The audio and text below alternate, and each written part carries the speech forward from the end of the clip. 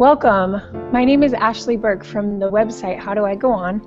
And I'm here with my friends Veronica Clark and Sandra Winchester, and we're talking about grief and loss. And in the last session, we talked about the virtue of patience and how it helps us to retain hope and faith.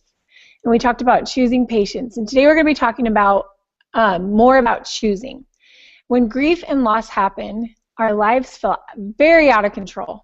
And we begin to feel like victims. But each of us has the power, individually, each of us have the power to choose how we are going to respond to any given situation. So that's what we're going to be talking about today. So ladies, how does choosing your reaction, or has choosing your reaction, empowered you? Well, I think for me, something that I was thinking about a lot is that when I react in a positive way, I'm able to deal with things better. Reaction is everything, and I think that when I talk to my kids, if I react in a positive light, it's okay. If I react in a sad and a hurtful light, it's not okay. And they grieve according to how I grieve. So my reaction to grief impacts them. So my reaction empowers me, I think. I think it empowers me to deal with it, to cope. And people say, well, you don't have a choice. How do I deal with this? And you hear that a lot, how people always say, oh, you don't have a choice. I have no choice. Absolutely, we have a choice in life. We may not have a choice. I didn't choose that my husband was going to die from cancer. That was not my choice. But I have a choice how I'm going to react to that. And so that's where the choice comes in and the reaction to it. So no matter what, we always have a choice to how we react to things. And so that's something I've found very helpful for me to understand. I agree. And I think when we choose how we're going to respond, instead of just letting kind of just nature take over, when we choose that and we choose good, then that allows God to start to pour some of His light into us, and that helps us. But He can't help us until we are willing to take that first step. And I know that I feel stronger and more confident when I don't give in to those negative thoughts, when I choose to act in a positive way, in the way that I should. And as I do that, I think that those negative thoughts and those temptations, they get weaker, and they don't plague me as bad. I lose those bad habits. And that can be a hard thing for people when they're starting at the beginning to choose to act in a positive way. They think, this is so hard, and I'm not going to be able to keep this up, and I'm not going to be able to do this. And it helps me to realize it's not always going to be this hard. The first step is always the hardest, and that's because God is waiting for us to take that first step. Once we get going and get moving, He helps us more and more. And I'm a physics teacher, so I'm thinking physics energy. The energy required to move something that is stationary is greater than the energy required to keep it moving. And I think it's that way with us too. It's that we have to put in some energy to get moving, and then God helps us after that. Yeah, for sure. I don't know about you guys, but I don't even think I knew what a trigger was a few years ago. Like the snap in your head that almost takes you back to a certain moment. So the reaction for me, I felt like I was out of control. At first, these triggers would happen. My doorbell would ring, and it would take me back to detectives on my doorstep, instantly. So little things that I had no idea could make or break a moment for me became these really, I felt like my power was just washed away. And I think that's where the reaction has been the hardest. It's easy to have a trigger come and you fall into a big mess and you just fall over because of these reminders of something that's been hard. But choosing our reactions, whatever it is that trigger is, how has that been empowering for you? Choosing your reaction when you felt like you had no power. Well, I think the first thing I had to do was start to identify what those triggers are so that I could expect them, because I think it's really easy to lose it when you're surprised. But once you realize, you had that experience with the doorbell, the next time the doorbell rings, that's going to be a trigger. So, deciding in my mind how I'm going to cope and deal with that can help me to do it.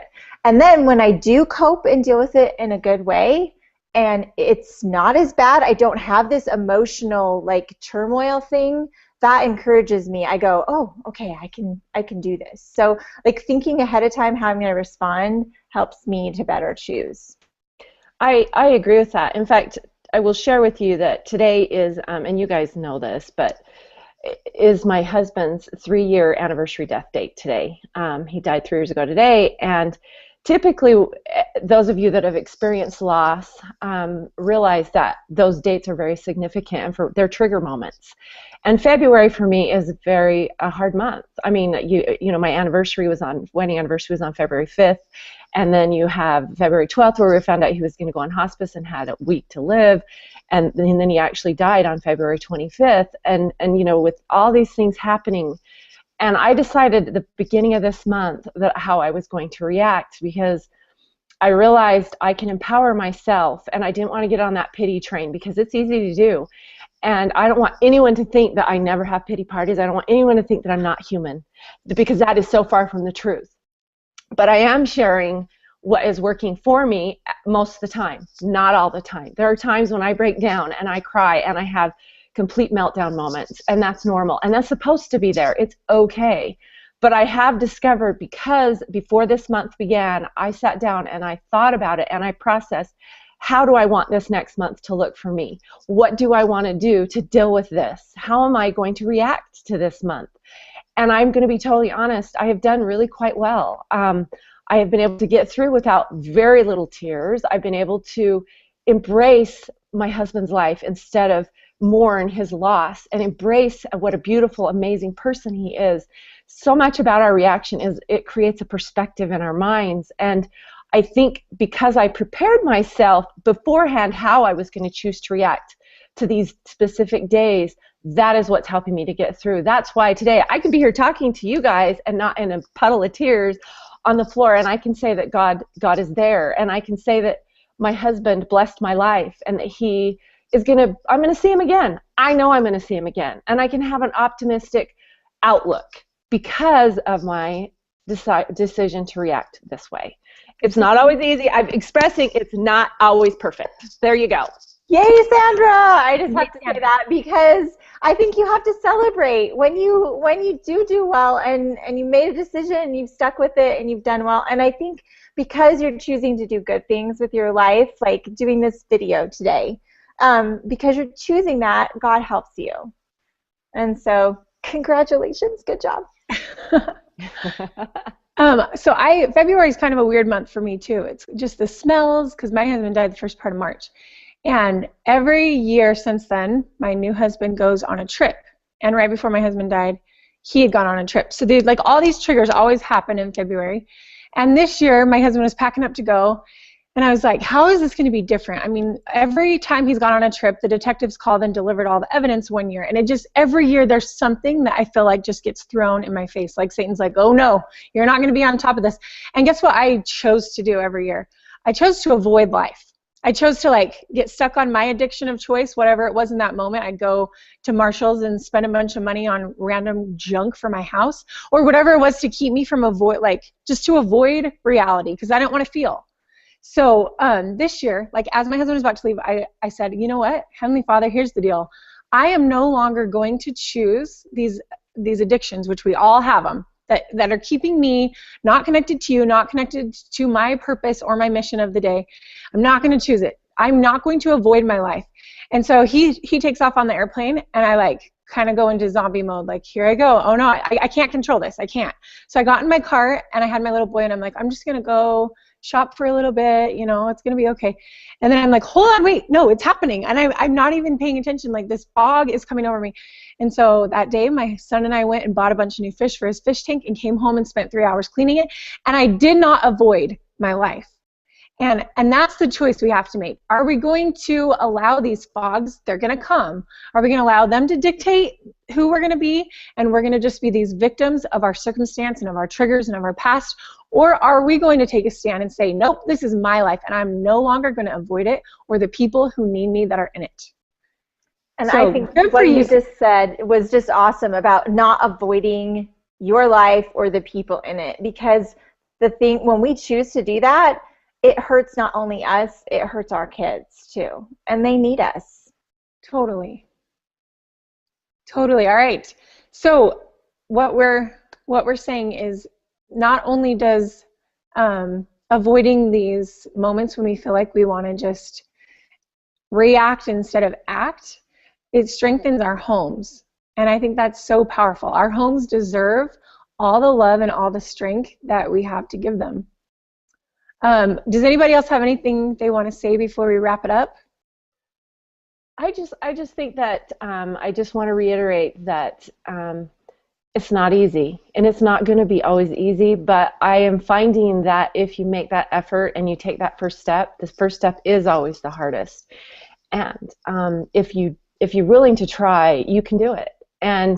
But honestly, you might have a breakdown. I could have a breakdown moment this afternoon and go, oh, I miss him, and cry, and that's okay.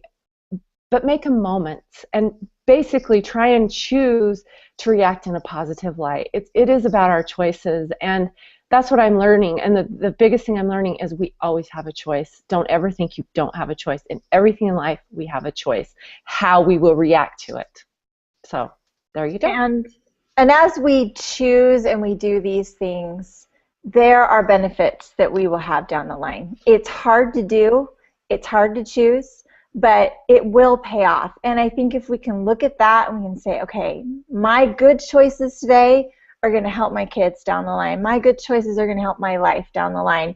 That can help give us strength to make those choices. And you know, it's about trying to be consistent. And if we screw up, you go, okay, I messed up. Don't beat yourself up about it.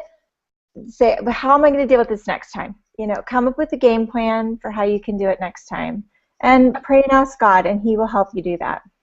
Wait, I do have something else I want to say because that made me think of this. Choices too. You hear a lot of times people say, well, it's my choice, it's my life, whatever I do doesn't impact other people. And I think it's so key, and I love that you brought up too about our choices directly impact our children. And I always say to my children, and I know this is gross, but you know, even if you don't choose, you don't choose to brush your teeth, it impacts people around you. So no matter what choice you make or don't make, it always has an impact on someone else. It could be something simple. So I think a lot of this is about thinking about other people and not just thinking about ourselves, which is a hard thing to do sometimes when we're grieving. But we always have a choice, and so remember, brush your teeth. Just kidding. I love it. Thank you so much, ladies.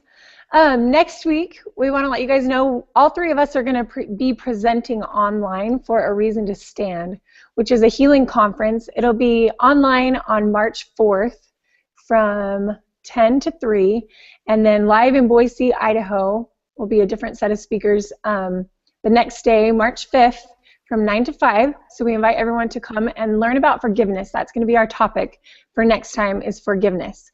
And so we're going to be able to have a long time to present about what we have learned through our journeys of forgiveness. And we invite you to follow the link below to our website and check out the badges and the pages and read some of our stories of this topic of avoiding life and reacting and acting for yourselves. We hope you have a wonderful day.